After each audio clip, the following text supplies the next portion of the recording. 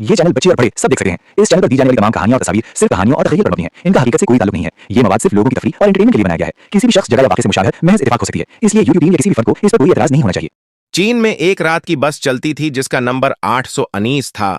इस बस के ड्राइवर का नाम जांग वे और खातून कंडक्टर का नाम लीमी था।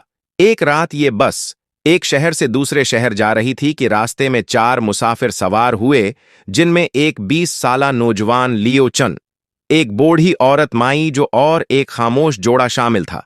रास्ता सुनसान और पहाड़ी था। रात के 2 बज चुके थे। शदीद सर्दी और कहरा हर तरफ फैला हुआ था।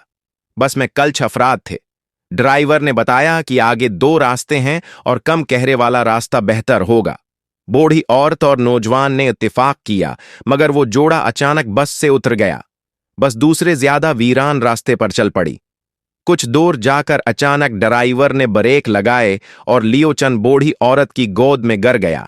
इसी वक्त बस के सामने 3 अजीब व गरीब लोग नजर आए जो पुराने मैले कपड़ों में थे। इनमें से एक को बाकी 2 सहारा देकर लाए। इसका चेहरा बालों से ढका हुआ था। वो तीनों बस की आखिरी सेट पर जा बैठे।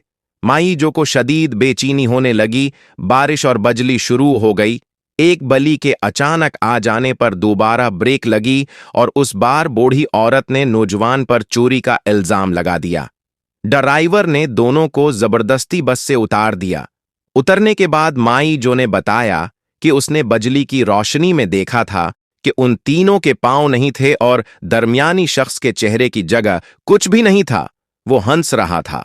2 दिन बाद पता चला कि बस लापता है और बाद में वो एक दरिया में मिली। बस में ड्राइवर, कंडक्टर और इसी बेचेहरा शख्स की लाशें थीं। डीजल टैंकी में डीजल के बजाय खून भरा था। आज तक ये राज है कि बस कहाँ गई और कहाँ जाता है कि वो बस आज भी रात को इसी रास्ते पर चलती है।